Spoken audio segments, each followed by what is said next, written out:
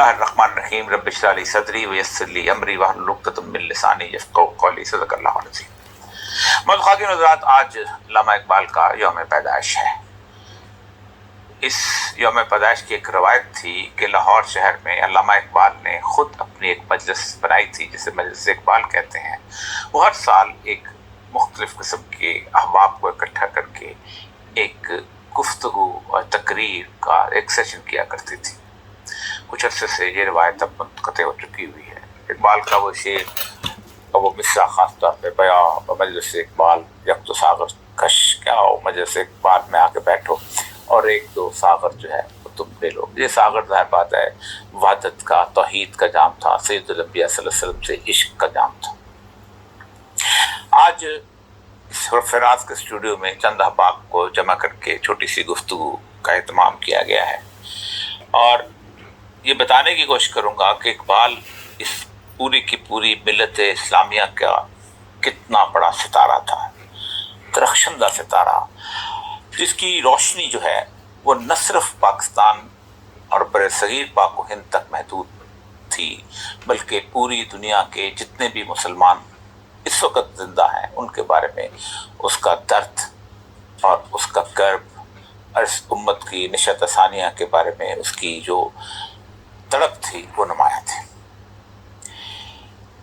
میں آج کوشش کروں گا کہ اقبال کی سب سے بڑی نظم، کم از کم میرے نزدیک نہیں بلکہ ان تمام لوگوں کے نزدیک جو کہ اقبال شناسی جن کا پیشہ ہے، جن کا عشق ہے، وہ کہتے ہیں کہ سب سے بڑی نظم جو کہ پورے کے پورے اسلامی جدید دنیا کے مسائل، آلام اور ان کی پستی اور پھر اس کے اندر سے نکلنے کے راستے جو ہے اس کے اوپر محیط ہے، وہ ابلیس کی مجلس شورا ہے۔ اس کے اوپر ہم گفتگو کریں گے۔ اقبال ایک گلہ کرتے ہیں اپنے لوگوں کے ساتھ کہ مرا یاراں غزل خانش مردم منع میر امم تاج است و خواہم مرا یاراں غزل خانش مردم۔ اے سید الانبیاء صلی اللہ علیہ وسلم، میں تم سے داد کا خواہاں ہوں، تم سے داد کا طلبدار ہوں، میرے لوگوں نے تو مجھے ایک شاعر سمجھ رہا۔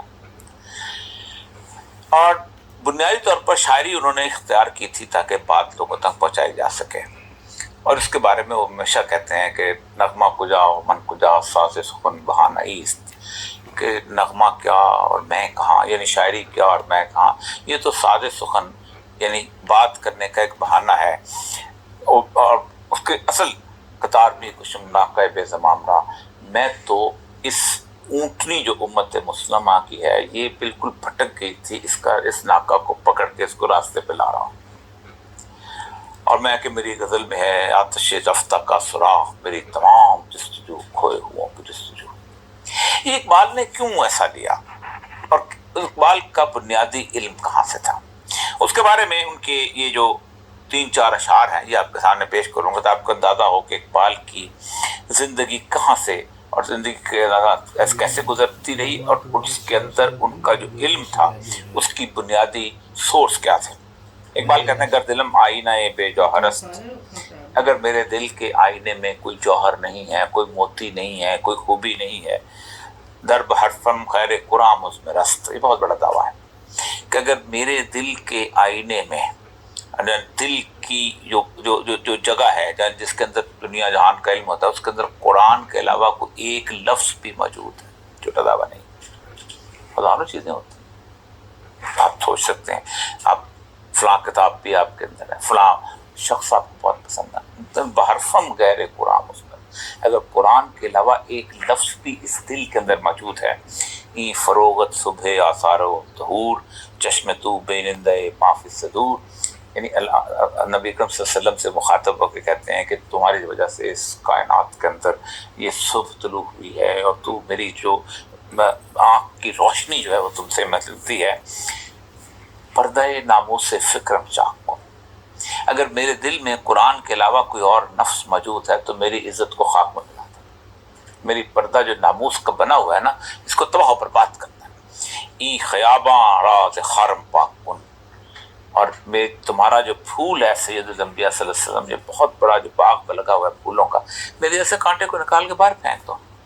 تنگ کن رکھتے حیات اندر برم، اہل ملت را نگہدار اسلم، اور میری زندگی کا جو سفر جو ہے اس کے اندر وہ جو ہے اس کو تباہ و برباد کر دے، اس کو تنگ کر دے، اس کے راستے کو یہ سب سے بڑا دعویٰ ہے۔ روز محشر خور و رسوا کن میرا، مجھے قیامت کے دن خور و رسوا کر دینا، بے نصیب بس بوسہ پان کنرا، میں نبی کا سلم مجھے اپنے پاؤں کے بوسے سے بھی محروم کر دینا۔ یہ اقبال کا سارا جتنا بھی علم ہے وہ قرآن سے ہے۔ گر تمہیں خواہی مسلمان زیستن نیست تم کم جذبت قرآن زیستن۔ تو اقبال نے اصل میں اقبال کی پوری زندگی جو ہے ایک طلب دین کی طرف جاتے ہوئے شخص کی زندگی۔ اکثر بہت ہم لوگ کہتے ہیں کہ انہوں نے شروع میں بڑی اور طرح کی نظمیں لکھی، سارے جہاں سے اچھا ہندوستان ہمارا، ملزم ہے وطن میں، سارا جہاں ہمارا، یہ ساری چیزیں۔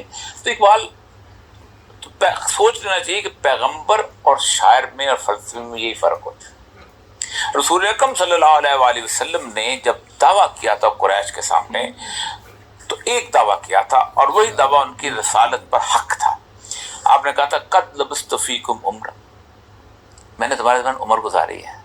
کیا کبھی مجھے تم لوگوں نے رجحان دیکھا؟ میرے میں شاعری کا رجحان تھا، میں خود ایک شاعر ہوں، تو چھٹی ساتویں زمانے میں 2-3 شعر لکھے، پھر 8ویں میں پھر چوبر لکھے، اس کو ٹھیک کیا، اس کو ٹھیک کیا، یہ کیا، لوگ پھر لوگوں کی دوستوں کی محفل میں بیٹھا، کچھ پڑھائی کی، پھر شاعری امپروو ہوتی گئی، آخر میں جتنی بھی میری اوقات تھی اتنی شاعری ہو گئی۔ اقبال کے ہاں بھی بات یہی تھا کہ ایک وقت کے ساتھ ساتھ، لیکن اقبال بہت جلدی، اور وہ اس کے اندر کہتے ہیں 2 چیزیں بڑی اہم تھی۔ ایک تو یہ تھا کہ ان کی جو تربیت تھی، ان کے والد ایک بہت صوفی قسم کے آدمی تھے، اور ان کے ہاں خاص طور پہ رسول اکرم صلی اللہ علیہ وسلم کا عشق جو ہے وہ کوٹ کوٹ کر بھرا ہوا تھا۔ اور پھر مولوی میر حسن صاحب جو ہیں، جو کہ ان کے استاد تھے، جنہوں نے انہیں سکھایا۔ اور پھر اقبال کہتا ہے کہ خیرہ نہ کر سکا مجھے جلوہ داد دانش فرنگ، سرما ہے میری آنکھ کا خاک مدینہ و نجف، کہ میں یورپ گیا بھی تو مجھے ان کی چکا چوند نے وہ خیرہ نہ کر سکی، کیونکہ میں نے آنکھ میں مدینہ اور نجف کی سرزمین کے خاک کا میں نے سرما لگایا ہوا تھا۔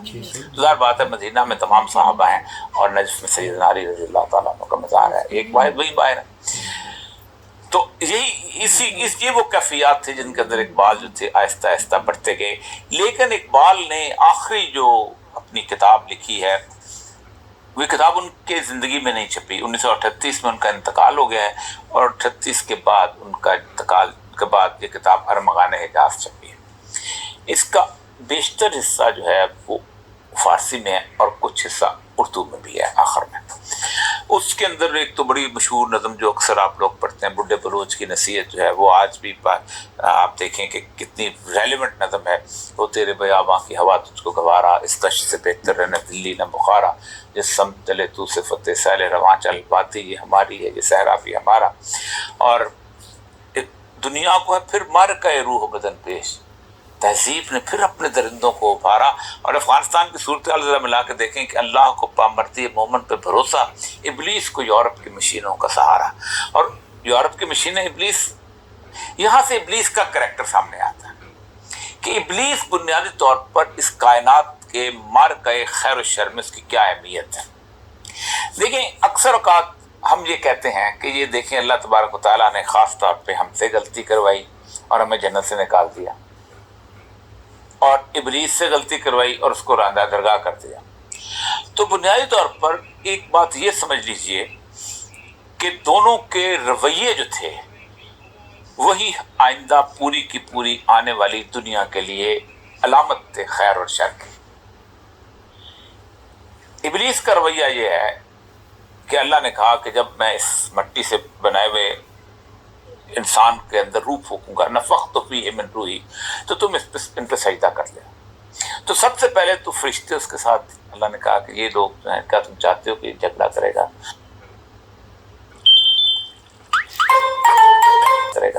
تو اللہ نے کہا کہ نہیں، میں جو کچھ جانتا ہوں وہ تم نہیں جانتے۔ اور علم آدم الاسماء کلھا، اور اس نے آدم کو تمام علم سکھائی اور پھر فرشتوں کے سامنے پیش کیا، تو فرشتے تو گر گئے، سبحانک ما علم لنا الا ما علمتنا، کہ جو کچھ ہم تمہیں بتاتے وہی ہم جانتے، سے آگے نہیں جانتے۔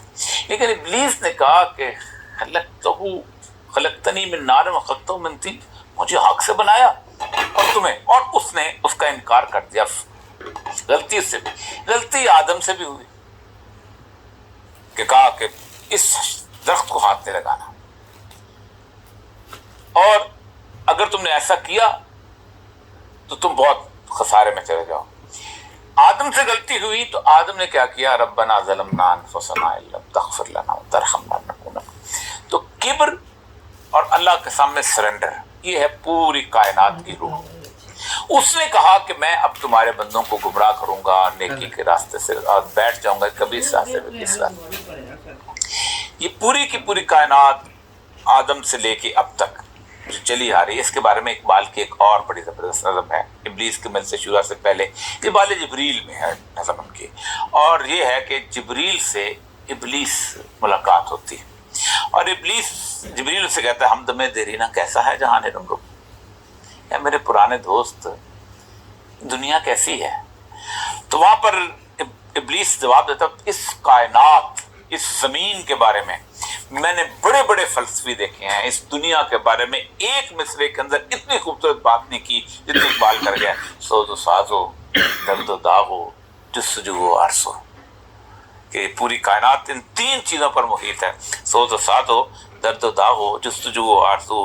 اور پھر جبریل کہتا ہے ہر گھڑی افلاک پر رہتی ہے تیری گفتگو، اے ابلیس ہم سارے لوگ جو فرشتے ہیں تیرے بارے میں گفتگو کرتے رہتے ہیں، اکثر تمہارے ساتھ تھا، اٹھتا بیٹھتا تھا، معلم الملکوت تھا، ہمیں پڑھاتا تھا، کیا نہیں ممکن کہ تیرا چاہ کے دامن ہو رفو، کہ ایسا ممکن نہیں ہو سکتا کہ تو کبھی لوٹ آئے، چاہ کے دامن رفو ہو جائے، تیری مطلب یہ ہے کہ تمہیں اذن باریابی مل جائے اللہ کے حضور۔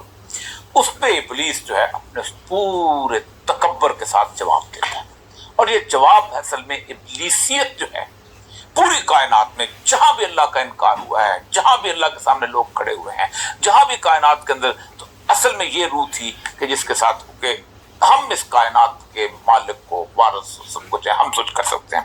ابلیس کہتا ہے اے جبریل تو واقف نہیں اس راز سے، کر گیا سربست مجھ کو ٹوٹ کر میرا سبو، کہ میں جب میرا جو پیالہ تھا نا وہ جب ٹوٹا ہے تو اس نے مجھے سرمست کر دیا، کیونکہ میں سمجھتا تھا کہ میں نے علم بھی حاصل کر لیا ہے، میں نے زندگی کے اندر اور معاملات، میری طاقت اور قوت، اب جہاں میری گزر ممکن نہیں، اب میں نے جنت میں نہیں آ سکتا۔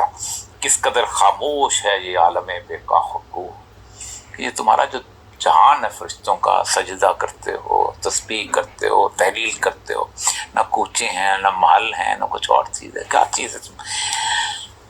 جس کی نومیدی سے ہے سود درون کائنات، اس کے حق میں تقنطو اچھا ہے یا لا تقنطو، لا تقنطو کہتے ہیں اللہ کی رحمت سے مایوس نہ ہے، کہ جس کی نومیدی سے ہو سود درون کائنات، کہ میں جب نومید ہوا تو اس کائنات کی جو ہے اندر سود درون کائنات کے اندر یہ جو سوز پیدا ہوا۔ تو جبریل کہتا خود ہی انکار سے تو نے مقامات بلند، چشم جزدہ میں فرشتوں کی رہی کیا آبرو، تم نے انکار کیا اور مقامات بلند تم نے کھو دیا، دیکھو تمہاری وجہ سے ہم فرشتے بھی ذلیل ہو گئے اللہ کے سامنے۔ یہاں پر ابلیس جو ہے وہ کہتا ہے میری جرت سے مشت خاک میں ذوق نمو، کہ میں جب بگڑا ہوں تو یہ خاک کا پتلا بھی جو ہے اس کے اندر ایک جرت پیدا ہوئی ہے، جرت فکر ملے، جرت تحقیق ملے، ہمت کفر ملے، جرت تحقیق ملے، میرے فتنے جامع عقل و خرد کا کارکو، میں جو اس طرح فتنے وہ تو عقل مدہوش کر دیتے ہیں، دیکھتا ہے تو فقط ساحل سے رسم خیر و شر، کون طوفان کے تھپیڑے کھا رہا ہے، میں تو کھڑا ہوا دیکھتا ہے، لڑ تو میں رہا ہوں، میدان میں تو میں کودا ہوں، خضر بھی بے تستفا، الیاس بھی بے تستفا، میرے طوفان یم بجم دریا بدریا جو بجو، دیکھو میرے طوفان کیسے یم بجم، کبھی ادھر گھومتا ہوں، تم بے تستفا، تم اللہ جو حکم کرتا ہے تم وہ کرتے رہتے، میں دیکھو اگر کبھی خلوت میسر ہو تو پوچھ اللہ سے، کر گیا کس کا لہو، میرا لہو جو ہے نا اس نے آدم کو ہیرو بنایا ہے، میری قربانی تھی تو تم لوگ تھے، میں کھٹکتا ہوں دل یزداں میں کانٹے کی طرح، تو فقط اللہ اللہ اللہ.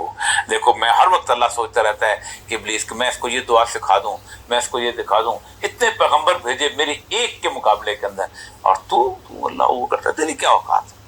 اس کے بعد ایک اور جگہ ابلیس کے حوالے سے بھی اسی پالے جبریل میں اس نے کہا ہے, اس کی یہ پریلوڈ ہے ابلیس کی مجلس شورا کی, کہ یہ جو اس وقت جو صورتحال دنیا کے اندر چل رہی ہے, وہ کہتا ہے ابلیس کے دعویٰ کرتا ہے کہ میں اب کامیاب ہو گیا ہوں. کہتا تھا عزازیل خداوند جہاں سے پر کالا آتش و آدم کی کف خاک, کہ دیکھو ساروں کو آگ کی طرف بھیج دیا نا. جہاں لاغر و تن فربا و ملبوس بدن زیب, دل نزا کی حالت میں خرد پختہ و چالاک. مر رہے ہیں, سب کچھ ہیں, لیکن دولت کی حوث, زندگی کی حوث, باقی ساری چیزوں کی حوث. ناپاک جسے کہتے تھے مشرق کی شریعت, مغرب کے فقیہوں کا یہ فتویٰ کہ ہے پاک.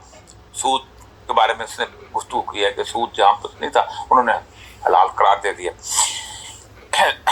مگر تجھ کو نہیں معلوم کہ حوران بہشتی ویرانی جنت کے تصور سے غمناک, کہ اللہ تمہیں پتہ ہی نہیں ہے کہ حوریں جو ہیں وہ جو انتظار کر رہے ہیں جنت میں تو پائے گئے نہیں, اس سارے تذر ہو گئے, تو کتنا کامیاب ہوں.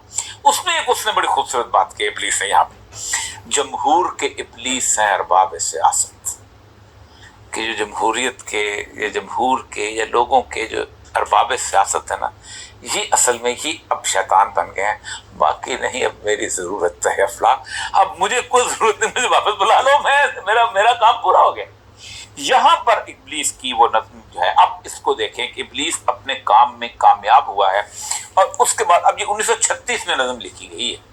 1936 میں وہ تمام فتنے جتنے بھی ابلیسی فتنے جو تھے وہ آ چکے تھے, اور آخر الزمان کا آغاز ہو گیا تھا. آخری اس میں ابلیس جو ہے اس نے مجلس شورا بلائی اپنے تمام مشیروں کو, کیونکہ ابلیس کے بارے میں رسول اللہ صلی اللہ علیہ وسلم نے فرمایا کہ اس کے باقاعدہ مشیر ہیں, کہ جو مختلف جگہ پہ جاتے ہیں اور آتے جاتے ہیں اور کام کرتے ہیں. اس میں خاص طور پہ کہا کہ ہر تخت پہ اس میں فرش پہ پانی پہ تخت ہوتا ہے, تو ہر ایک سے کہانیاں سنتا رہتا ہے, تم نے کیا کیا, اس کا شاباش دیتا ہے. ایک کو وہ گلے ملتا ہے اور وہ کہتا ہے کہ میں نے آج میاں اور بیوی کے درمیان تفریق پیدا کی.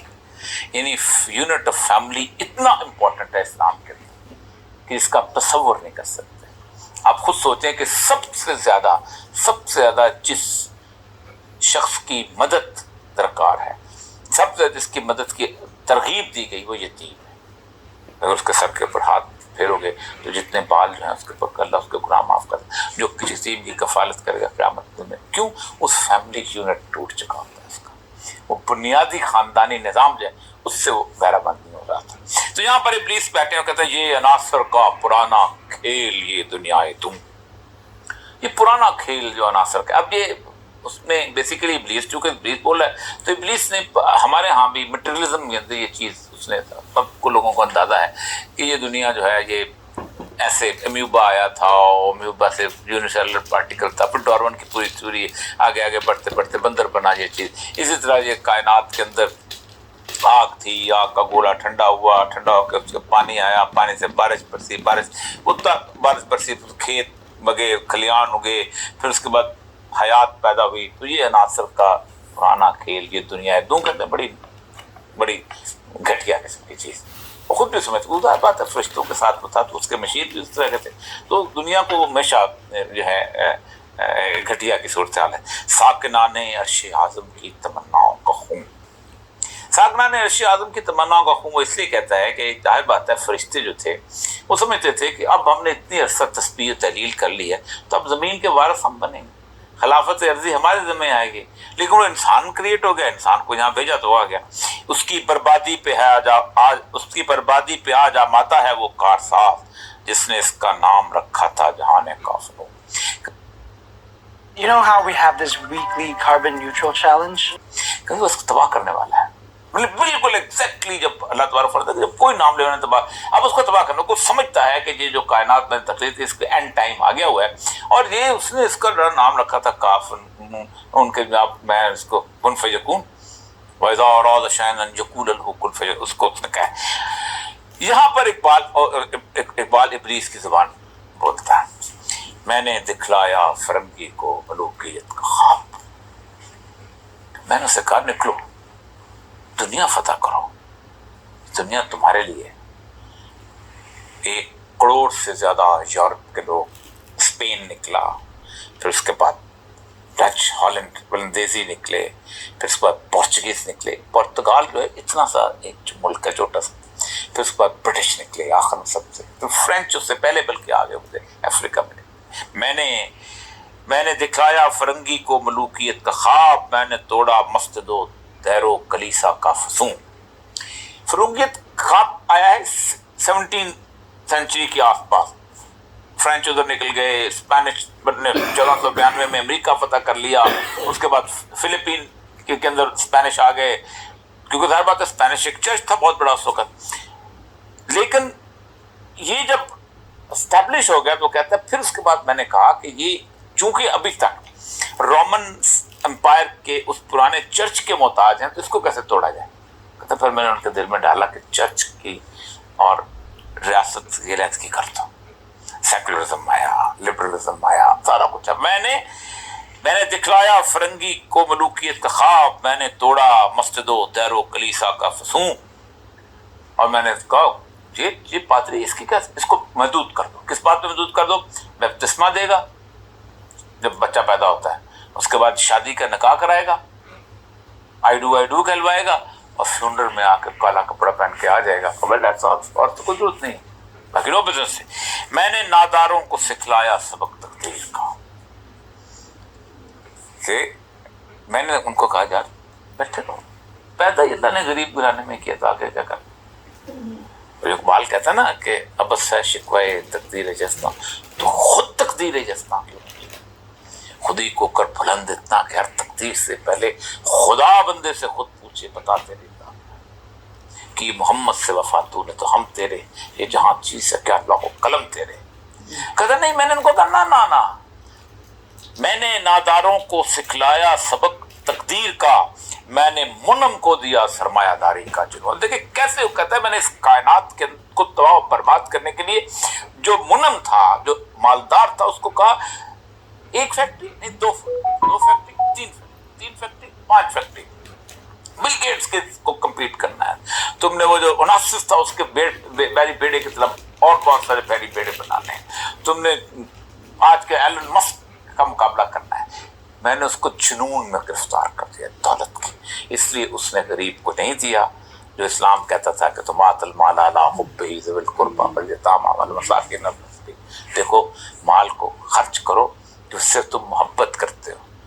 یعنی آپ اندازہ کریں کہ اللہ نے عبادت کے اندر ایک تمسخرانہ انداز کہ اللہ کا لیس البر ان تولوا وجوہکم قبل المشرق والمغرب. تم کیا سمجھتے ہو نیکی یہ ہے کہ وہ مغرب کی طرف کر لیا, وہ مشرق کی طرف. ولکن البر, نیکی کیا ہے؟ من آمن باللہ والیوم الاخر, اللہ پہ ایمان لاؤ, فرشتوں پہ ایمان لاؤ, آخرت میں. اور جب تم ایمان لے آؤ تو پہلا کام کیا کرو؟ آت المال علی حبہ ذوی القربى. اس مال کو خرچ کرو جس سے محبت کرتے ہو. گاڑی خریدنے کے لیے پیسے رکھے ہوئے ہیں, بچے کو داخلہ دینے کے لیے پیسے رکھے ہوئے ہیں, نئی ٹائی لینی ہے, نیا بوٹ لینا ہے, نیا سوٹ لینا, اس کو خرچ کرو. کس پہ؟ قرابت داروں پہ. اپنے عیدی کو نہیں دو, اپنے پہلے چاچے کو دو, ماموں کو دو, بھتیجے کو دو. ذوی القربى والیتامى. کہتا میں نے ایک ادھر کہا کہ بھائی چپ بیٹھے رہو, کیا ضرورت ہے, جو تمہیں پیسے ملتے ہیں اللہ تقدیر ہے. اس طرح میں نے کہا میں نے منہم کو, کون کر سکتا ہے اس کی آتش سوزاں کو سرد جس کے ہنگامے میں ہو ابلیس کا سوزے تھے. اور میں نے جو آگ لگائی ہوئی ہے اس کو میں نے زندہ رکھا ہے اپنے سوز سے. میں نے اس کے ساتھ جس کی شاخیں ہوں ہماری آبیاری سے بلند, کون کر سکتا ہے اس نخلے کہن کو سرنگوں. ہم اس کو آبیاری کرتے ہیں, ہم نے خون پسینے سے اس درخت کو لگایا ہے. یہ جو ہم نے پوری دنیا ادھر ملوکیت کھڑا کیا, ادھر یہ کھڑا کیا, ادھر سرمایہ کو, کچھ سرمایہ دار کو ہم نے اس جنون کا شکار کیا. اس پہ پھر یہ پہلا دیٹ از اوپننگ ریمارکس نا, اب باتیں کریں. پہلا مشیر اس میں یہ کہتا ہے اس میں کیا شک ہے کہ محکم ہے یہ ابلیسی نظام, تیرا نظام ہے قائم ہو چکا ہے. پختہ تر اس سے ہوئے غلامی میں غلام عوام, کہ جب تم نے نظام بنا دیا تو لوگوں نے اس بات پہ طے ہو گیا کہ بس ہم غلام ہیں اور ہم مجھ سے پختہ, ہم پیدا ایسے ہوئے تھے. یہ مراسی پیدا ہو تو مراسی رہے گا، یہ جو جگیردار پیدا ہوا تو جگیردار یہ بادشاہ چونکہ اس خاندانی بادشاہ. اب ایون ٹرائبل سوسائٹی جیسے جو بڑی ایگلیٹیریل سوسائٹی ہے اس میں بھی جو قبیلے کا سردار ہے اسی خاندان کے اندر سے خون، کیونکہ اللہ نے تو کہا تھا اِنَّ أَكْرَمَكُمْ عِندَ اللَّهِ أَتْقَاكُمْ شُعُوبًا وَقَبَائِلَ، ہم نے تعارف کری قبیلے میں، لیکن نہیں ہے ازل سے ان غریبوں کے مقدر میں سجود، ان کی فطرت کا تقاضا ہے نماز بے قیام. اللہ اکبر، بہت خوبصورت بات کی ہے اس نے کہا یہ جو غریب ہے نا ان کی اپنی زندگی میں رکھ دیا سجدے. جا کے وہ کہتا ہے نا اقبال جو جواب شکوہ میں، اقبال نے بڑے شکوے کیے جواب اللہ سے کہ رحمتیں ہیں تیری اغیار کے کاشانوں میں، برق گرتی ہے تو بیچارے مسلمانوں میں. تو جواب پتہ کیا ہے؟ بڑے جواب، اور میں سے ایک جواب یہ بھی تھا کہ جا کے ہوتے ہیں مساجد میں سفارہ تو غریب، نام لیتا ہے اگر کوئی ہمارا تو غریب، پردہ رکھتا ہے اگر کوئی تمہارا تو غریب، عمرا نشہ دولت میں ہے غافل ہم سے، ملت پیدا ہے روشن غربا کے دم سے. کہتا ہے کہ ہے ازل سے ان غریبوں کے مقدر میں سجود، سجدہ کرو، ان کی فطرت کا تقاضا ہے نماز بے قیام، کہ ان کو بنیادی طور پر جو کھڑے ہونے کی نماز ہے، جو باطل کے سامنے، جو فرعون کے سامنے قیام کی صورت آتا ہے کہ آپ نے کہاں قیام کیا کرے. یہ اقبال کا ایک شعر ہے نا، یہ مصرع لکھ دیا کہ شوق نے محراب مسجد پر کہ ناداں گر گئے سجدوں میں جب وقت قیام آیا. تو قیام کی معاملہ کہ کہاں ہم نے ظالم بادشاہ کے سامنے کلمہ حق کہنا ہے، انہوں نے ان کو سکھا دیا سجدہ اور نماز بے قیام. ایک قیام ہوتا ہے کہ آپ نے کھڑے ہو کے ویسے کیا، لیکن ایک یہ ہے کہ فار ایگزامپل آپ نماز پڑھ رہے ہو اور آپ اللہ کے سامنے کھڑے ہو اور اللہ کہتا ہے کہ جاؤ جا کے فلاں ظالم کے سامنے کھڑے ہو جاؤ. فمن یکفر بالطاغوت ویؤمن باللہ، طاغوت کا انکار کرو، مثلا امریکہ کا انکار کرو. طاغوت امریکہ ہے، دنیا پوری اب سمجھتی ہے، لیکن ہم کہتے ہیں کہ نہیں بس ٹھیک ہے یہی نماز پڑھ لیتے ہیں. آرزو ول تو پیدا ہو نہیں سکتی، کہیں ہو کہیں پیدا تو مر جاتی ہے یا رہتی ہے خام. اگر کہیں آرزو پیدا، اول تو پیدا نہیں ہونے دیتے ہیں، لیکن اگر کبھی آرزو پیدا ہو جائے تو ہاں بالکل. یہ ہماری سائے پہم کی کرامت ہے کہ آج کتنی لمبی ہم نے جدوجہد کی ہے، جس کی وجہ سے دو کام ہم نے کیے. صوفی و ملا ملوکیت کے بندے ہیں تمام، کہ ہم نے صوفی اور ملا دونوں کو بادشاہوں کا غلام کر دیا. دربار پہ شاعران بھی آ کے مشہد کے دربار پہ زبردست قسم کا قالین بچھائے گا، داتا دربار کے اوپر چیف منسٹر بھی آ کے غسل دے دے گا، وزیر بھی آ جائے گا، ڈار صاحب بھی آ جائیں گے، ضیاء الحق بھی آ جائے گا، یہ بھی کیا بات ہے. اور صوفی کا یہ معاملہ، اور ملا وہ بادشاہ کے لیے طرح طرح کے بہانے استوار کرے گا. یعنی تمام تر جتنے بھی ہمارے ائمہ تھے سارے کے سارے ملوکیت کے خلاف کھڑے ہوئے. ابو حنیفہ، آپ سوچیں کہ کیا مقام تھا کہ انہوں نے کہا کہ تم قاضی القضاء کا عہدہ لو. انہوں نے کہا نہیں میں اس قابل نہیں ہوں. کہتے تم تو جھوٹ بولتے ہو. اس کا جھوٹا آدمی تو بالکل اس قابل نہیں ہوتا. جیل خانے میں رہے ہیں، 20 کوڑے روز سر پہ ان پہ مارے جاتے تھے، سر پہ، اور جیل خانے میں ان کا انتقال ہوا ہے. قطیر دیکھیں جیل خانے میں مارا. امام احمد بن حنبل کہتے 20 کوڑے مارے جاتے تھے، پھر نیا بندہ لایا جاتا تھا، اور ہاتھی کے پر کوڑے مارے جاتے تھے تب بھی شاید، اور ملوکیت. لیکن بیٹے نے دوسرے شاگرد امام یوسف نے لے لی. جھگڑا کس بات پہ تھا؟ جھگڑا اس بات پہ تھا کہ وہ زمینیں جو سیدنا عمر رضی اللہ تعالیٰ عنہ نے، آپ دیکھیں کمال حضرت سیدنا عمر کی بصیرت، کہ جب دجلہ و فرات کی زمینیں جو ہیں جب اس وقت آئی ہیں مسلمانوں کے پاس، تو انہوں نے کہا ہمیں لاٹے کرو جرنیلاں سے، ہمیں یہ پلاٹ، ہمیں وہ پلاٹ، ہمیں یہ زمین، ہمیں یہ زمین. تو حضرت نے کہا میں نے رسول اللہ صلی اللہ علیہ وسلم سنا تھا کہ جو شخص 3 سال سے زیادہ زمین کو کاش نہیں کرتا اس سے واپس لے لو. میں نہیں سمجھتا کہ یہ مال فہم ہے. 12 صحابہ تھے کہ جنہوں نے کہا، ان میں سے بہت نامی گرامی صحابی بھی موجود تھے جنہوں نے کہا کہ حضرت عمر سے کہ ہم نہیں سمجھتے کہ آپ غلط کہتے.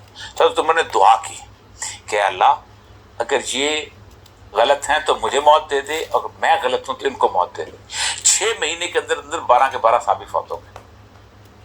وہ صورتحال جو تھی، پھر عمر بن عزیز کا مشہور واقعہ ہے کہ آپ نے آتے ہی سب سے پہلے یہ کیا تھا کہ تمام جتنے بھی ہوتے ان کو کاٹ دیا تھا. تو ملوکیت کے بندے ہیں، بادشاہ خطبے میں پڑھنا شروع ہو گیا، سلطان المسلم ذل اللہ فی الارض اور مہان آن سلطان المسلم آن اللہ، کہ سلطان جو ہے اللہ کا سایہ ہوتا ہے.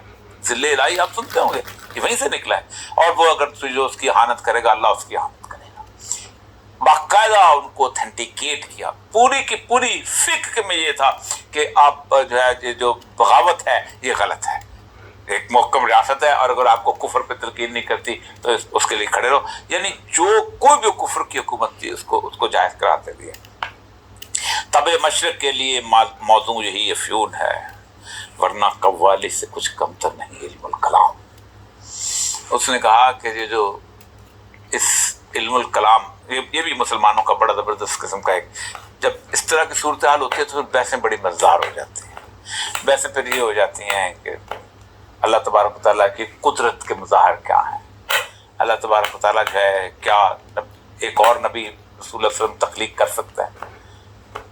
تو اگر انکار کرتے ہیں تو توہین ہے اللہ کی، ولا کل شیء قدیر نہیں. اور اگر انکار آپ کرتے ہیں تو کہتے ہیں رسول اللہ صلی اللہ علیہ وسلم تو ایک ہی تھے، تو وہاں توہین رسالت. اس طرح کی چھوٹی، آپ سوچ نہیں سکتے جو فلسفہ جتنا بھی ہمارا تھا، جتنے ہمارے فلاسفر وہاں سے ان کو متاثر ہو کے آئے ہیں، یہی کیا ہمارا علم آج تک. اچھا یہ فلسفے کی بحثیں ضرور ہیں، واقعی ہیں، الہیات کے چیپٹر میں بھی ہیں باقی، لیکن یہ عام آدمی تک پھیلی. عام آدمی نے اس کے اوپر اس سے گفتگو کرنی شروع کر دی، اور اس کے اوپر پھر جو جیسے بغداد کا تباہی جب ہوئی ہے علم و کلام کی بحثیں ہو رہی. اور درس کرتے قوالی بھی ظاہر بات ہے، یہ ہوا کہ قوال آیا، اس نے پورے اقبال کی خودی کو کر بلند اتنا کہ ہر تقدیر سے پہلے یہ اپنا مقام پیدا کر. رات کو قوالی سنی نصرت فتح علی خان کی، تو بس ہو گئے سب. کس نے وہ جو اقبال جو کہہ رہا تھا کہ شاہین شہل لاکھ ہے تو، یہ اقبال پڑھتے ہیں نہ مال غنیمت شہادت مقصود مطلوب مال غنیمت میں کشور خدا گا گا کے سناتا تھا. ہم سو جاتے ہم نے ڈالا ہے طواف و حج کا ہنگامہ اگر باقی تو کیا کند ہو کر رہ گئی مومن کے تیگے بے نیا. 30 لاکھ لوگ جو ہیں حج میں جمع ہیں، 25 لاکھ لوگ حج میں جمع ہیں. یہ 25 لاکھ لوگ اگر تلوار کے ساتھ جائیں تو آج اسرائیل کی طرف بڑھے تو غزہ آزاد نہیں ہوتا. کیسے نہیں ہوتا آزاد؟ 57 لاکھ فوج مسلمانوں کی، 57 لاکھ فوج. دنیا کا کوئی بڑا ہتھیار نہیں جو مسلمانوں کے پاس نہیں. امریکہ ادھر سے بناتا ہے، ادھر سے بس خریدتے. اور جب بدر میں رسول اللہ صلی اللہ علیہ وسلم گئے تھے کون سی تلواریں بناتے تھے؟ تلواریں تو رومن سے خریدی تھی ہم. گھوڑے تو ٹرکی کے آتے تھے، وہ یمن میں آ کے بیٹھے. ڈھالیں جو تھی وہ ایرانیوں کی ہوتی تھی. یہ جو کہا جاتا ہے کہ ٹیکنالوجی پہلے حاصل کرو، انہی کی تلواریں تھی. ہم نے پورے کا پورا رومن اڑا کے رکھ دیا، ہم نے پورے کا پورا فارس اڑا کے رکھ دیا. تو کہا کہ نہیں کہ کند ہو کر رہ گئی. جو اقبال کا تھا نا کہ وہ جو اللہ کے یہ فتویٰ ہے کہ جہاد دور جدید میں جہاد حرام والی جو نظم، اس کا آخر میں کہتا ہے کہ کافر کی موت سے بھی لرزتا ہو جس کا دل، کس نے کہا ہے اس کو مسلمان کی موت پر. تو جہاد کے بارے میں کہتا ہے یہ اتنا 20 لاکھ کا مجمع. اور بھی آپ دیکھ لیں یہ جو 40 میں جاتے ہیں 1 کروڑ کے قریب کربلا کا، اور امام حسین کی سنت یہ بھی کمر کسی یزید کے پاس کھڑا نہیں ہوتا. اگر وہ 80 کلومیٹر کا فاصلہ جو So we're planning our next holiday, but on our Najaf سے وہاں تک کربلا تک کا گزارتے ہیں، اگر وہ 80 کلومیٹر اسرائیل کی طرف چلے تو کیا نہیں ہو سکتا. لیکن کہا نہیں، اس میں آگے آ کے بتاتا ہوں کس کی نومیدی پہ حجت ہے یہ فرمان جدید ہے جہاد اس دور میں مرتے مسلمان پر حرام. وہ جو آیت اللہ شریعتی نے تشیع کے بارے میں کہا ہے نا کہ 2 طرح کے تشیع ہے، 2 طرح کی شیعت ہے. ایک شیعت علوی ہے اور ایک شیعت صفوی ہے. شیعت علوی یہ ہے کہ کھڑے ہو جاؤ، قیام کرو، جو سیدنا امام حسین نے کیا. تو شیعت صفوی کیا ہے؟ ماتم کرو، گریہ کرو. اس کا رنگ لال ہے، اس کا رنگ کالا ہے. یہی ہمارے اہل تسنن کے اندر، تسنن کے اندر، سنیوں کے اندر صورتحال ہے. تو بادشاہ ہے ذل اللہ فی الارض. اب اس میں دوسرا مشیر جو ہے جو بولتا ہے खैर है सुल्तानी जमहूर का होगा कि शर तू जहाँ के ताज़ा फितनों से नहीं है बेखबर। कि इब्लीस शायद इसको पहले मशीर को मुखातब होकर कहता है कि ठीक है सारा कुछ है लेकिन नवे नवे फितने भी आ चुके हैं। उसमें पहला मशीर कहता है हूँ मगर मेरी जहाँ बीनी बताती है मुझे जो मलूकियत का एक पर्दा क्या उससे खतर। तुम समझते हो कि अपना कहते हैं कि नए फितने मतलब नए फितने क्या आए, नए फितने नेशन स्टेट्स आए, इलाके तकसीम हो गए, ये पाकिस्तान है, इराक है, ये सारा कुछ है। फिर जमहूरियत आई और उसके साथ साथ और बहुत सारे इस तरह के सेकुलरिज्म आया, लिबरलिज्म आया, कम्युनिज्म आया। एक बात आने तक आ चुका, 1917 में इनकलाब आ चुका। हूँ मगर मेरी जहाँ बीनी बताती है मुझे जो कहते मलूकियत के पर्दे हैं पीछे वही बादशाह छुपा हुआ है इनके।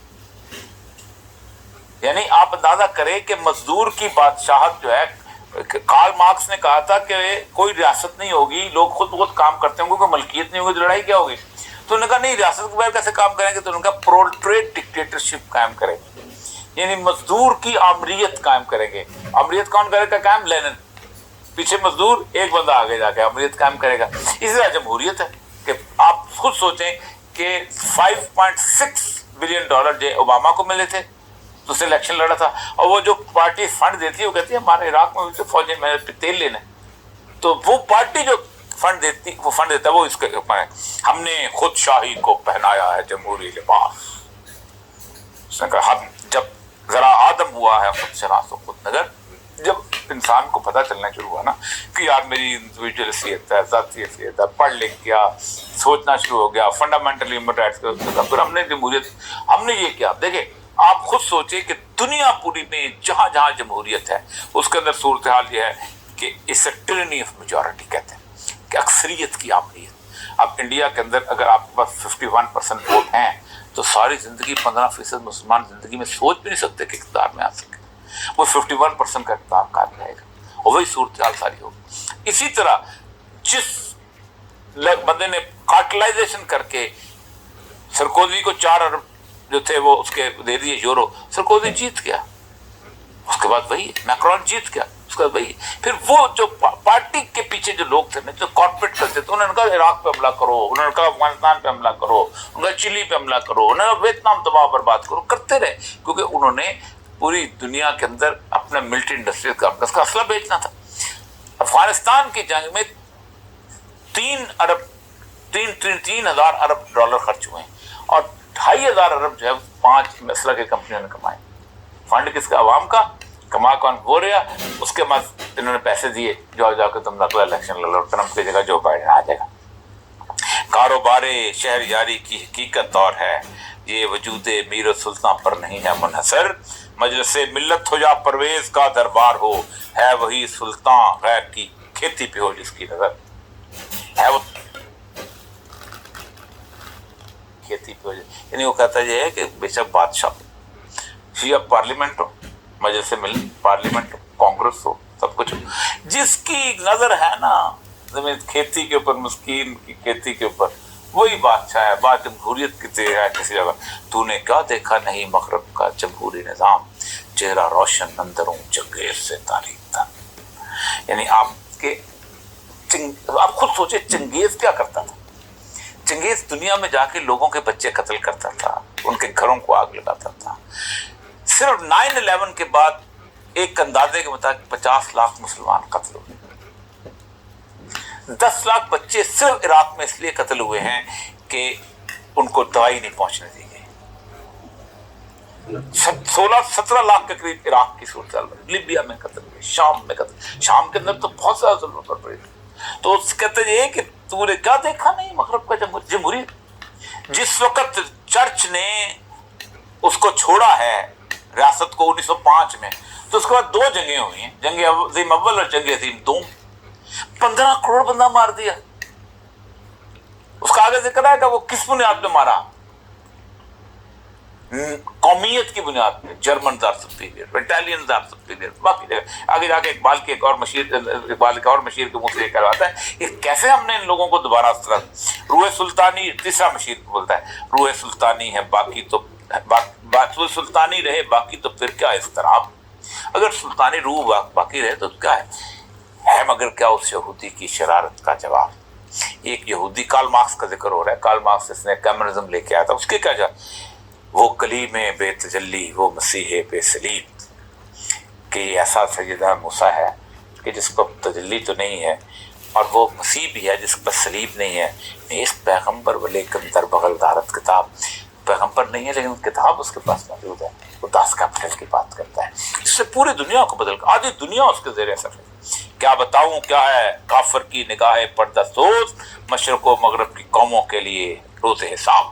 کہ دیکھو بادشاہوں کے خلاف اس نے کھڑا کر دیا، مزدوروں کی آمریت یہ کر دیا، مزدور نکلیں گے اور بلٹ کے رکھ دیں گے، اور بادشاہ اور سارے روس کے ساتھ جو کچھ ہوا ہے آپ سوچ نہیں سکتے. روس کا انقلاب کر صرف کرائمیا کے ایک شہر جو تھا، ایک شہر کرائمیا کا جو ابھی یوکرین کے اندر ہے، اس شہر کے اندر ایک شہر کے اندر 50,000 لوگوں کو باہر نکال کے لائنوں میں کھڑا کر کے قتل کیا گیا تھا. اور جو پھر سارے روس کے ساتھ بیتی ہے. پھر اس کے باقی جگہ پہ چائنا کا جو انقلاب ہے، اس کا یوگوسلاویہ کا جو انقلاب ہے، تاجکستان، ازبکستان، کرغزستان، قزاقستان اور آذربائیجان 6 کے 6 ملک تھے. 75 سال تک چرچ کو بھی تالا لگا دیا گیا، مسجد کو بھی تالا لگا دیا گیا. اس نے کہا کہ یہ کیا مشرق و مغرب کی قوموں کے لیے روزے سا، اس سے بڑھ کر اور کیا ہوگا طبیعت کا فساد. توڑ دی بندوں نے آقاؤں کے خیموں کی تناب. تمہیں پتہ ہی نہیں ہے یہ کیا ہو رہا ہے. وہ کہتا ہے تم باتیں کرتے ہو جمہوریت اور یہ وہ. انہوں نے اٹھا کے آقا کی نکاح، اب یہ اقبال نے 1938 میں لکھی ہے، لیکن آپ دیکھیں آج وہ سارے کے سارے تباہ برباد ہو گئے. خود وہ ابلیس اس کا بتاتا ہے کہ کیسے میں ان کو تباہ کروں گا. وہی اقبال کی جو ہے روح وہ اس کو بتا رہی تھی کہ یہ پھر کیسے تباہ. توڑ اس کا رومت الکبریٰ کے ایوانوں میں دیکھ، آل سیزر کو دکھایا ہم نے پھر سیزر کا خواب. واہ واہ واہ. کہتا ہے کہ دیکھو وہ لے کے آیا اپنا، ہم نے اس کو کہا کہ وہ جو یہودی جو ہے لے کے آیا کہ مزدور کی بادشاہت، اس نے کہا اس کے مقابلے میں ہم نے کہا ہم نے لوگوں کے اندر نسل پرستی اور قوم پرستی کا آغاز کرا دیا. حال سیزر کو سکھایا ہم نے سیزر کا خواب. مسولینی 1835 میں پیدا ہوا تھا، 1945. آپ اندازہ کریں کہ اس 1885 میں پیدا، تو اس نے مسولینی نے کہا کہ نہیں، رومنس کو دوبارہ بادشاہ حاصل کر دیا. ان کو بہت بڑا بیری بیڑا بنایا تھا. نپولین نکلا، اس کے بعد یہ سارے کے سارے جتنے بھی تھے انہوں نے کہا ہم نے کام پر. جرمن ہٹلر کہا کرتا تھا کہ جرمنز جو ہیں یہ مرد ہوں گے اور برطانوی عورتیں ہوں گی اور ان سے ہم اچھے بچے پیدا کریں گے. فاشزم اس کے مقابلے میں توڑ پیدا کر دیا. کوئی ضرورت نہیں. مزدور اگر یہ میں جاٹ ہوں، جاٹ مزدور بھی غلط ہے اور جاٹ جو ہے سرمایہ دار بھی غلط ہے، اور وڑائچ جو ہے وہ مزدور بھی ٹھیک ہے، وہ ٹھیک ہے. گجر جاٹ وہ غلط ہے، مزدور بھی غلط ہے اور گجر وہ، یعنی نسل پرستی کو ہم نے اس کے سامنے فروغ دیا. کون بحر روم کی موجوں سے ہے لپٹا ہوا، کہا پالت چو سنوبر کا حالت چو رباب. یہ دیکھو کیسے بحر روم کی اس سے بڑی بیڑا بنایا ہوا ہے، فتح کرتا جا رہا ہے اور قومیت کے نام کے اوپر آج بھی یہی ہو رہا ہے. عراقیوں نے اس کو فتح کیا. ابھی جو عراق اور ایران کی جنگ ہوئی ہے، خالصتاً نسل پرستی کی جنگ. آج ہم جو پاکستان اور افغانستان کی دوبارہ جنگ چھیڑنا چاہتے ہیں، نسل پرستی کی جنگ دوبارہ چھیڑنا چاہتے ہیں اور دوبارہ اسی چیز. تیسرا مجھے کہ میں تو اس کی عاقبت دینی کا کچھ قائل نہیں، جس نے افرنگی سیاست کو کیا یوں بے حجاب. میں ویسے اتنا اس کو پسند نہیں کرتا ہوں. بشیر اس کو کہتا ہے جس نے افرنگی سیاست کو مطلب اس نے اس سیاست کو کھول کے رکھ دیا. کارل مارکس کی بات ہو رہی ہے جس نے کہا کہ یہ جو اس نے بیسیکلی نظریہ دیا تھا تھیوری آف سرپلس ویلیو کا، کہ یہ ساری کی ساری جو مسئلہ ہے ایک ریت ہے. اس ریت کو ایک مزدور جو ہے وہ اس کو شیشہ بناتا ہے، وہ شیشے سے میری اینک بنتی ہے تو اینک 500 روپے کی ہے. ریت جو ہے وہ 1 روپے کی بھی نہیں ہے اور سارے باقی مزدور کی محنت ہے. لیکن ایک آدمی کے پاس جو کہ پیسہ ہے فیکٹری لگانے ہے، تو وہ کہتا ہے کہ اس کی جو سرپلس ویلیو ہے نا وہ 1 روپیہ وہ اور 2 روپے مزدوری اور 500 روپے کی جو بیچتا ہے. کہتے ہیں یہ ہے اصل استحصال، جس کو کہتا ہے کہ یہ بیسیکلی بورژوا طبقہ کرتا ہے. اور وہ کہتا ہے یہ مردہ محنت کرنے والے ہوتے ہیں، کہ کالر جو ہے اس پہ میل نہیں ہوتی، کہ ہاتھ نرم ہوتے ہیں. تو یہ ایک ڈیڈ لیبر کا کانسیپٹ. تو کہتا ہے کہ میں تو اس کا کہا، لیکن جو 5واں مشیر ہے نا وہ اس کی ایک زبردست قسم کا جواب دیتا ہے. اور وہ جواب جو ہے وہ اس کی بیسیکلی ایک ابلیس کی پرلوڈ ہے تقریر کی. اے تیرے تو سودے نفس سے کار عالم مستوار، تو نے جب چاہا کیا ہر پردگی کو آشکار. ابلیس تیری وجود سے کائنات کا معاملہ چل رہا ہے، تیری نفس سے عالم مستوار ہے، تو جب چاہتا ہے اس کی آنکھ پردے کو چاک کر دیتا ہے، کسی کو جب چاہتا ہے ذلیل و رسوا کرتا ہے، جب چاہتا ہے خراب کرتا ہے. آب و گل تیری حرارت سے جہانے سوز ساز، ابلۂ جنت تیری تعلیم سے دانائے قار.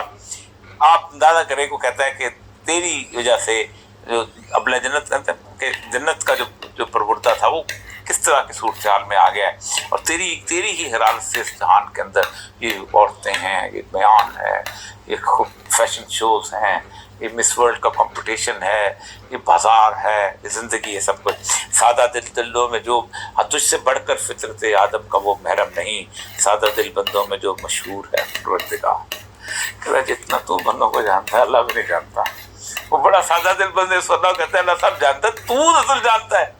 تو جب چاہتا ہے اس کو کبھی عورت کے پیچھے لگا دیتا ہے، کبھی مال کے پیچھے لگا دیتا ہے، کبھی کسی کے تو جانتا ہے کہ فطرت کو تیر کام تھا جن کا فقط تسبیح و تقدیس و طواف، تیری غیرت سے ابد تک سرنگون و شرمسار. کہتا ہے جو ساری زندگی اللہ کی تسبیح کرتے ہیں، ایک تو نے بغاوت کی، ساری زندگی اللہ کے سامنے شرمندہ ہو گئے.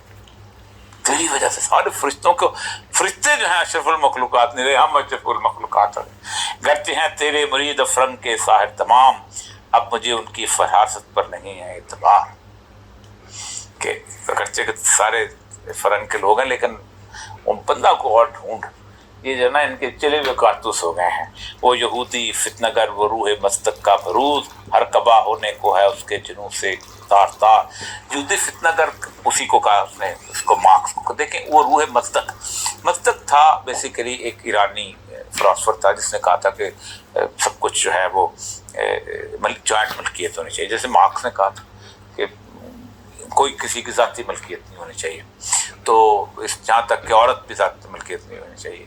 تو بادشاہ نے مان لیا اس کو، جو خسرو تھا وہاں کا. تو جب اس مان لیا تو اس کو اس نے پیغمبر مان لیا مصدق کو. تو اس نے کہا اچھا اپنی بہن مجھے دو نا. میں مطلب فرق کیا ہے، اپنی بیوی ویسا آج رات شیر کو تیری ایسی کتنے. لیکن مارکس کے بارے میں یہ تصور کیا جاتا ہے، تو ان کے خلاف پروپیگنڈا بھی کیا جاتا تھا جو عرب نے کیا تھا کہ جو چونکہ ملکیت کو نہیں ہوگی تو بیویاں بھی آپس میں شیئر ہوا کریں گی. ایک دن اس کے پاس رہے گی، جس نے جانا اس طرح چلے جائے، جس نے جانا اس طرح چلے. کوئی فیکٹری نہیں، کوئی مالک نہیں ہوگا، سب لوگ خود کام کرنے. اس کے اوپر ایک بہت اہم ترین آدمی تھا رابرٹ اوین. اس کی بہت بڑی جائیداد تھی، اس نے اپنی جائیداد جو تھی اس پہ لوگوں کو وہاں پر رکھ لیا. اس نے کہا کہ تم یہاں رہو اور تم خود کھاؤ پیو سب کچھ یہ وہ. تو کچھ دن تو انہوں نے کھایا پیا، پھر اس کو آرام کر، لیکن پھر بھیک مانگنا شروع ہو گئے اور زمین کو اس کو کام نہیں کرتا تھا. تو یہ کمپٹیشن کا جو تصور قرآن کے اندر اور اللہ نے دیا ہے کہ ایک کو میں 10 لاکھ روپے دے دیے، اس کو میں نے 5,000 روپے دے دیے.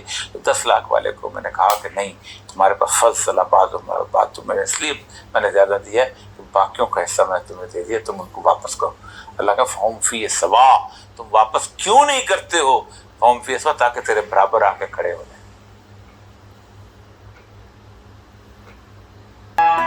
آرگینکلی برابر آ کے کھڑے ہو جائیں. قرآن کو نہیں سنا. وہ یہودی فتنہ گر وہ روح مستق کا ہر قبا ہونے کو ہے اس کے جنوں زاغ تشتی ہو رہا ہے ہم سرے شاہین و چرخ، کتنی صورت سے بدلتا ہے مزاج اس روز کا. یہ جو زاغ ہے نا، جو گدھ، یہ دیکھیں کہ اپنے کہتا ہے میں شاہین کا، میں نپولین بنوں گا، میں جناب پرنس چارلس بنوں گا، میں یہ بنوں گا. تو کہتے ہیں یہ دنیا تباہ ہو رہی ہے. تو اتنی بڑی ملوکیت بنائی ہوئی تھی دنیا کے اندر، تو نے فرعون کو بنایا، تو نے شداد کو بنایا، تو نے نمرود کو بنایا، تم نے کتنے لوگوں کو کھڑا کیا اور اللہ کے مقابلے پہ کھڑا کیا، دعوے تک لے کے تباہ ہو رہا ہے بھائی. شیطان کو اس نے کہا چھا گئی آشفتہ ہو کر وسط افلاق کر، جس کو نادانی سے ہم سمجھتے تھے ایک مشت غبار.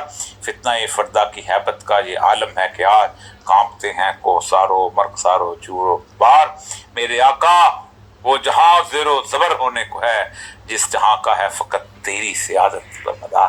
انہوں نے کہا اگر ایک بار کیمرزم آ گیا نا ابلیس تو گیا، سب کچھ ختم. لوگوں نے گناہ بھی نہیں کرنا. ظاہر بات ہے جب کمپٹیشن نہیں ہوگا، زن زر زمین نہیں تو گناہ کدھر سے ہوگا. جب اس پہ پھر ابلیس آخر میں تقریر کرتا ہے، اور یہ تقریر جو ہے حاصل ہے پورے کے پورے اقبال کے کلام کی. ہے میرے دستے تصرف میں جہان رنگ بو، کیا زمین کیا مہر و ماں کیا آسماں کیا تو بدو. جیسے میں نے سنا تھا وہ پرانا کہ میرے طوفان یم بیم بدریا بدریا، دیکھ لیں گے اپنی آنکھوں سے تماشا غرب و شرق، میں نے جب گرما دیا اقوام یورپ کا لہو. ایگزیکٹلی آپ دیکھیں 1917 کی جنگ ہو چکی ہے اور 1945 میں سیکنڈ ورلڈ وار ہوئی ہے، اور پھر اس کے بعد اس نے کہا دیکھ لیں گے کیا ماما نے سیاست کا کلوشا کے یوں سب کو دیوانہ بنا سکتی ہے میری ایک ہو. اور 1945 کے اندر اقبال کے بعد وہ حالانکہ انہوں نے برٹن ووڈ کا ایگریمنٹ کیا، برٹن ووڈ میں IMF آیا، پیپر کرنسی آئی، پورے سود کے نظام کے ساتھ پوری دنیا کو جکڑ کے رکھ دیا. اب وہ کہتے ہیں وہاں بیٹھ کے ہم غلام کر سکتے ہیں. کارگاہ شیشہ جو ناداں سمجھتا ہے اسے توڑ کر دیکھے تو اس تہذیب کے جام و سبو. اس نے کہا یہ تم بڑا زبردست قسم کا بنایا ہوا ہے، تم باتیں کرتے ہو، اس کو توڑ کے دکھاؤ مجھے اس جام و سبو کو. یعنی آپ سوچیں کہ 1920 کے اندر وہ جو اس نے عورت کے ہاتھ میں سگریٹ پکڑایا اور اس کو کہا کہ تم وومن ایمانسپیشن میں آگے نکلو، اور تم اور اس کی جو ہیم لائن اونچی کی ہے، اور پھر اس کے بعد اس کو تماشا بنایا ہے، اور پھر اس کے پوری دنیا کا کاروبار کو گھمایا ہے. آپ خود سوچیں کہ صرف فیشن انڈسٹری جو ہے 110 بلین ڈالر کی ہے، اور پورنوگرافی کی جو انڈسٹری ہے اس سے کئی گنا زیادہ ہے، اور ساری کی ساری چیزیں. آج آپ شیو کا بلیڈ خریدے جائے تب بھی آپ کو عورت کی ضرورت ہے اشتہار کے لیے. آج آپ ٹائر گاڑی کا خریدے تب بھی آپ نے اس کو ارد گرد گھمایا توڑ کر. دست فطرت نے کیا ہے جن گریبانوں کو چاک، مست کی منطق کی سوزن سے نہیں ہوتے رفو. اس نے کہا یہ منطقی کا دست فطرت نے تقسیم کی تھی نا، سامان کیا تھا نا، اس نے چاہا تھا کہ اس کو جہاں رکھا جائے، عورت کو اس کے گھر کے اندر مقام دیا جائے، عورت کو اس کی زندگی جو اس کو بتایا جائے کہ تم نے فیملی انسٹیٹیوشن کیسے لے کے جانا. اس نے کہا ایک دفعہ جو چاک ہوا ہے نا وہ دین سے چاک ہو سکتا ہے، اس کا آگے بتاتا ہے کون کر سکتا ہے اور اس کو روکنا کیسے. لیکن اس کی منطق سے نہیں تھا. گھبرا سکتے ہیں مجھ کو اشتراکی کوچا گرد. یہ جو لوگ ہیں نا اشتراکی کو، یہ جو سارے ہمارے یہاں بھی بڑے بڑے لوگ تھے، ہم فیض احمد فیض، سجاد ظہیر، یہ وہ نغمے گانے والے سب کچھ، لیکن وہ ظاہر بات ہے جب اپنی ساری آسائش کی دنیا میں ہے تو سب بھول گئے. یہ پریشان روزگار آشفتہ مغز آشفتہ، وہ جو مشہور اس کا ہے نا کہ فیض صاحب کو جب ایوب خان نے لگایا اپنا تو اس کے بعد وہ پھر دوبارہ بھٹو نے بھی لگا دیا، تو حبیب جالب بیچارہ اس کو بڑا دکھ ہوتا کہ ہیرو بھی بنا ہوا میں مسکین.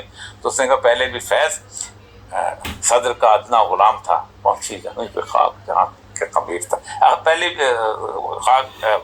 بھی فیض صدر کا ادنا مشیر تھا، پہنچی وہیں پہ خاک جہاں کا خمیر. تو یہ بیسیکلی یہ تو کہتا ہے یہ لوگ پریشان روزگار آشفتہ مغز ہے. اگر مجھ کو خطر کوئی تو اس امت سے ہے، میں اگر ڈرتا ہوں تو جس کی خاک استر میں ہے اب تک شرار آرزو. یہ جو راکھ ہے نا اس کے اندر ابھی تک آرزو کی چنگاریاں مجھے نظر آتے ہیں. خال خال اس قوم میں اب تک نظر آتے ہیں، وہ کرتے ہیں اشک سحر گاہی سے جو زیادہ وضو. ایسے بھی لوگ ہیں کہ جو رات کو اٹھتے ہیں اور روتے ہیں اور اپنے آنسوں سے اپنا وضو کرتے ہیں. جانتا ہے جس پہ روشن باطن شام ہے، مستقیت فتنہ فردہ نہیں اسلام. ہمیں اگر کو روکنا، کہتا ہے ایک دفعہ تباہ ہو گئی یہ ملت، سب کچھ ختم ہو گیا، لیکن دوبارہ چنگاری جو یہ بیسیکلی رسول اللہ صلی اللہ علیہ وسلم کی جو دوبارہ امت مسلم کی نشاط ثانیہ کی نوید کے بارے میں آپ نے بشارت دی تھی. قرآن کہتا ہے لیظہرہ علی الدین کلہ، پوری دنیا پر غالب کر. جانتا ہوں میں یہ امت حامل قرآن ہے، مجھے پتا ہے کہ یہ قرآن کی حامل نہیں ہے، اس پہ عمل نہیں کرتی ہے. وہی سرمایہ داری بندہ مومن کرتی. آج بھی بندہ مومن جو ہے سرمایہ دار. آپ تو مسجد کے اندر مولوی سے زیادہ عزت جو ہے وہ معتمم کی ہوتی ہے. مدرس جو پیسہ دیتا ہے، جو فنڈ دیتا ہے، باربر دیتا ہے. جانتا ہوں میں کہ مشرق کی اندھیری رات میں بے یزے پیدا ہے پیران حرم کی آستیں. کہ اندھیری رات کے اندر یزے پیدا کہتے ہیں حضرت موسیٰ علیہ السلام کو اللہ تعالیٰ نے ایک کرامت دی تھی کہ آپ یوں رکھتے تھے اور وہ ہاتھ جو تھا باہر نکلتا تو وہ روشن ہو جاتا ہے. اقبال نہیں کہتا ہے، ایک اور جگہ اقبال نے اس کا ذکر کیا ہے کہ کم باذن اللہ کہنے والے رخصت ہو گئے، کم باذن اللہ کہنے والے رخصت ہو گئے، اب مزاروں پر मजावर रह गए या गोरकन, वो वाले कैफे। असर हाजिर के तकाजाओं से है लेकिन ये खौफ हो न जाए आशकारा शर्र पैगंबर कहीं। मतलब ये दुनिया जितनी परेशान हो चुकी हुई है, डिस्टर्ब हो चुकी हुई है, फैमिली लाइफ टूट चुकी हुई है, तलाक की सूरत हाल बढ़ चुकी है, ओल्ड एज होम की सूरत हाल बढ़ चुकी है। मतलब मुझे लगता है कि एक दिन जो है इसका शरीयत का एक दफ़ा उसके बारे में लोगों की तलब पड़ जाएगी। 2008 में जिस वक्त क्राइसिस आया है, सबसे पहला बबल टूटा है इसका, और जहाँ दुबई के अंदर आप सोचें कि 2008 के अंदर लोग अपनी गाड़ियाँ की चाबियाँ गाड़ी में छोड़ के भाग गए थे। $6 अरब सिर्फ पाकिस्तान के लोगों का डूबा था। ये जो फटा है ना इसका सूद का निज़ाम का, तो 70 शहरों में जो जुलूस निकलते, लेट्स बैंक द मुस्लिम पे, हमें मुसलमानों की तरह का गैर सूदी निज़ाम शुरू करना चाहिए। जापान ने उसी वक्त 1997 के अंदर आप सोचें ज़िरप ले क्या था, जीरो इंटरेस्ट रेट पॉलिसी, सूद खत्म कर दिया था। आज भी दुनिया पूरी के अंदर सूद जो है 1% से ज़्यादा नहीं है। लोग समझते हैं कि सूद का निज़ाम शुरू किया तब तरक्की कर। अल-हज़र आईने पैगम्बर से 100 बार अल-हज़र, इस आईने पैगम्बर जो है ना, इससे बचो। सारे मशीरों को कह रहे हैं हाफ़िज़े नामूस से जन मर्द आज़मा मर्द आफ़री, कि औरत के की नामूस का तहफ़्फ़ुज़ करता है और मर्द को मैदान क़िताल में उतारता है। उसको कहता है कि तुम्हारा तमगा ये है कि तुम्हारे घर से राज़ी पैदा हो, तुम्हारा तमगा ये है कि तुम्हारे घर से बुगली सीना पैदा हो, तुम्हारा तमगा ये है कि तुम्हारे घर से आइंस्टाइन पैदा हो। तुम्हारी तरबियत, रसूल सल्लल्लाहु अलैहि वसल्लम ने जब कहा ना कुल्लुकुम रायुन कुल्लुकुम मसऊलुन अन रइयती, तुम्हें से हर कोई एक गलबान है तो उसके अपने गले के बारे में पूछा जाएगा, तो उस वक्त आपने कहा औलाद औरत का गला है, मर्द से नहीं पूछा जाएगा औलाद के बारे में, औरत से पूछा जाएगा। हाफ़िज़े नामूस से जन मर्द आज़मा मर्द आज़मी, मौत का पैगाम हर नए गुलामी के लिए, न कोई फ़खूर खाका न फ़कीर न किसी, न को बड़ा बादशाह इस्लाम के अंदर है। अबू बकर सिद्दीक़ भी उठता है और कंधे पे जाके कहता है कि मैं अपना रिस्क कमाऊँगा। तो कहते हैं तो फिर खिलाफत कैसे चलेगी? तो उन्होंने कहा अच्छा फिर वजीफ़ा मुकर्रर करना है तो उतना कर दो जितना गरीब आदमी का। सैयदना उमर रज़ियल्लाहु ताला अन्हु के बारे में ये मशहूर है कि आप 2 सालन नहीं खाया करते थे, घी और आप सालन को अलग करते थे, 2 सालन है ये लेवल। न कोई फ़खूर फाका न फ़कीर, करता है दौलत को हर आलूदगी से पाक साफ, मोनमो को मालो दौलत का बनाता है अमी। अमी कहते हैं कि मेरे पास किसी और का पैसा आ गया हुआ है, मेरे पास अगर 5 करोड़ आ गया तो मेरा नहीं है, मेरा उतना ही जितना मेरा रिस्क है, बाकी लोगों को मैंने बांटना है।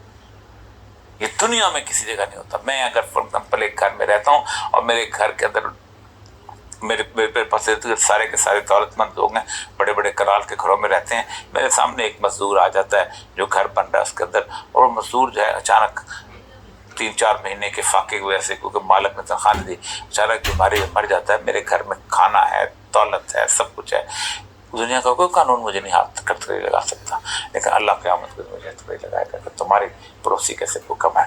क्या मुनमों को मालो दौलत का बनाता है अमीर। अब इससे बढ़कर और क्या फ़क्रो अमल का इनकलाब, बादशाहों की नहीं अल्लाह की है ये ज़मीन, कोई जिम्मेदार नहीं, कोई 5,000 मनसब नहीं, कोई 10,000 मनसब नहीं, कोई नून नहीं, कोई टवाना नहीं, अल्लाह की ज़मीन। चश्मे आलम से रहे पोशीदा ये आई तो खूब, ये गनीमत है कि खुद मोमन न महरूम यकीन, मतलब दुनिया से छुपाए रखो, इस कानून को छुपाए रखो दुनिया से। और एक अच्छी बात बताऊँ आपको, अच्छी बात ये है कि मोमन जो है उसको यकीन ही नहीं कि ये दीन नाफिज हो सकता है। ये हमारे लिए बहुत अच्छा है। यही बेहतर इलाहियात में उलझा रहे, ये किताब अल्लाह की तावीलात में उलझा रहे। इसको बोलो तुम इलाहियात के चैप्टर बस पढ़ते रहो सारी ज़िंदगी, अल्लाह के अस्माए हुस्ना, फिर उसकी तरतीब का तो ये जनाब कादर का क्या मतलब है, ये करीम का क्या मतलब है, ये रहीम का क्या मतलब है, ये रहमान का क्या मतलब है, और बाकी सारी इन्हीं चीज़ों में ये इसी बस इलाहियात में उलझा रहे। अल्लाह ताला जो है उस कायनात का मालिक क्या है, खालिक है, रहीम है, करीम है, उसी के अंदर वो पुरुष से लिखते भी जाओ, तशबीहात भी करते जाओ, बाकी सारी तोड़ डाले जिसकी तकबीरे तिलिस्मे शशहात, हो न रोशन इस खुदा देश की तारीख। हाँ, कहा कि तकबीर दुनिया में जिसकी तकबीर ने पूरी दुनिया में गूंज गई थी, वो इस یہ رات ہے نا چھائی ہوئی، یہ رات اس کے ابن مریم مر گیا یا زندہ جاوید ہے صفات ذات حق سے جدا ہے، یعنی ذات آنے والے سے مسیح ناصری مقصود ہے یا مجدد جس میں وہ فرزند مریم کی صفات. اب یہاں اقبال جو ہے نا بنیادی طور پر سیدنا عیسیٰ، وہ لوگ کہتے ہیں اقبال قائل نہیں تھا، اقبال قائل تھا حضرت عیسیٰ کی آمد کے تھے. وہ جو خاص طور پہ اس کا شعر ہے کہ خضر وقت از خلوت دشت حجاز آیت بروں، کہ وہ خضر وقت حضرت مہدی کو وہ خلوت سے، یعنی حضرت مہدی جو ہے مدینہ سے چھپ کے یہاں آئیں گے. قافلہ زین وادی دور از دراز آیت پر، کہ اس جگہ سے قافلے جو ہیں جو کالے جھنڈے اور مشرق سے جھنڈے اٹھ کے جائیں گے. وہ کہتا ہے کوئی مجدد یا فرد زندے میں سے یا کہ صفات والا بندہ جو ہے وہ اقبال میں ایک اور جس پہ ایرانی انقلاب آیا اس کا اقبال کے وہ شعر بڑا کمال ہے کہ میر اسد مردے کہ زنجیر غلاماں بشکرت، میں دیکھ رہا ہوں کہ ایک آدمی کو کہ جو آ رہا ہے جو تمہاری غلامی کی زنجیریں توڑے گا، کہ دیدام مزروز نے دیوار زندان شما، میں اس کے زندان کی سے دیکھ رہا ہوں. اور وہ کہتے ہیں امت مرحوم کی ہے کس عقیدے میں ہے کلام اللہ کے الفاظ حادث یا قدیم، امت مرحوم کی ہے کس عقیدے میں نجات، کیا مسلمان کے لیے کافی نہیں اس دور میں یہ الہیات کے ترشے ہوئے لات و منات. یہ کمال ہے، یعنی اللہ کی وحدانیت کو بنیاد بنا کے ہم اس کو سمجھتے ہیں کہ قبر پرستی نہیں کرنی، لیکن اللہ کے مقابلے میں کھڑا ہوا خواہ وہ ڈکٹیٹر ہو خواہ وہ امریکہ ہو. Hey bro, if I were you, I'd just go talk to him. خواہ وہ ڈکٹیٹر ہو خواہ وہ امریکہ ہو خواہ وہ روس ہو خواہ کوئی شخص ہو خواہ کوئی ظالم قسم کا فرعون ہو، ہم اس کے سامنے نہیں کھڑے. اپنے لات و منات ہم نے کریٹ کیا. تم اسے بیگانہ رکھو عالم کردار سے، تابسات زندگی میں اس کے سب مورے ہو. وہ جو تزکیہ ہے اس کے ذاتی کردار ہے، جو اس کی اخلاقیات ہے، جو سچ بولنا ہے، اس سے محروم رکھو. اور تب خیر اسی میں ہے قیامت تک رہے مومن غلام، چھوڑ کر اوروں کی خاطر یہ جہان ہے بے سلام. اس غلام دنیا بادشاہ ٹھیک ہے، انہوں نے آنا ہے، ہم نے کیا کرنا، جیتنا انہوں نے ہے، حکومت انہوں نے بنانی ہے، مجھے کیا ضرورت ہے حکومت کے لیے کرنے. ہے وہی شعر و تصوف اس کے حق میں خوب تر، جو چھپا دے اس کی آنکھوں پہ تماشا حیات. شعر پڑھے گا، سارا کچھ کرے گا، رات کو گانا بھی بنائے گا، تصوف کی صورت سے.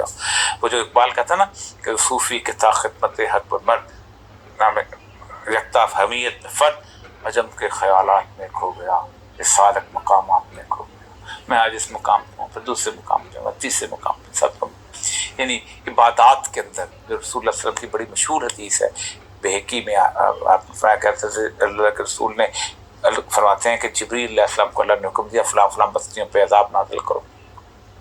تو جبریل واپس چلے گئے اور کہا اللہ تعالیٰ میں نے ایک ایسے آدمی کو دیکھا اللہ یہاں سے طرف بتائیں کہ کس نے ایک آنکھ چھپکنے جتنی بھی جس نے گناہ نہیں کیا. اب یہ زہد و تقویٰ کا معیار ہے الہیات کے بارے میں. باقی سے یہی جو کہتا ہے کہ شعر و تصوف اس کے حق میں کیا کروں. اللہ کا فکر ہے کہ یہ وہ بدبخت ہے جو عابد و زاہد تھا لیکن میرے نام کی غیرت پر اس کا رنگ نہیں بدلتا تھا. ہر نفس ڈرتا ہوں اس امت کی بیداری سے، میں ہے حقیقت جس کے دی کی احتساب کائنات. اللہ اکبر، کائنات کا احتساب کرو. یہ نہیں کہ پاکستان کے اندر 4 لوگوں کا احتساب کرو. اس کائنات کے ریسورسز اللہ نے پوری دنیا کی ملکیت کی ہے. کون ہوتا ہے جس کو غلبہ حاصل کر سکتا؟ یہ نہیں ہو سکتا کہ 65 لوگ جو ہیں 50 لوگ دنیا کے امیر جو ہیں وہ 65 جو ہے فیصد جو ہے دنیا کی دولت ان کے پاس، جن کی اگر 425 لوگ ایسے ہیں جن کی دولت دنیا میں تقسیم کر دی جائے تو نہ کوئی بھوکا رہے، نہ کوئی ننگا رہے، نہ کوئی کسی ایسا گاؤں جہاں پانی نہ ملے، ہیلتھ فیسلٹیز نہ، ساری دنیا. یہ ہے حقیقت جس کے دل کی احتساب کائنات. ریسورسز سب کی ملکیت ہیں، پوری کائنات کی ملکیت ہے. ری ڈسٹریبیوٹیو جسٹس کا جو کانسیپٹ اسلام نے دیا کسی اور نے نہیں دیا کہ تم اس دنیا کے اندر اس کائنات کی. یہ نہیں ہو سکتا کہ اللہ کے رسول کا زمین کے نیچے جتنی بھی ملکیت ہے اگر مسلم امہ کی حکومت ہے تو مسلم امہ کی ہے. یہ نہیں ہوتا کہ عرب جا کے بینکاک میں اور ہالی ووڈ کی بالی ووڈ میں جا کے عیاشیاں کریں گے. امت کی دولت ہے. اس کے بعد آپ مست رکھو فکر و ذکر پختہ، صبح گاہی میں سے پختہ تر کر دو مزاج خانقاہی میں سے. اس کی تسبیح پھیرتا رہے، اور اس کے بعد مست رہے. یہ اس کا راستہ ہے. ورنہ اگر یہ امت بیدار ہو گئی تو ابلیس نے کہا ہماری دکان بند ہو جائے گی. باخر دعوانا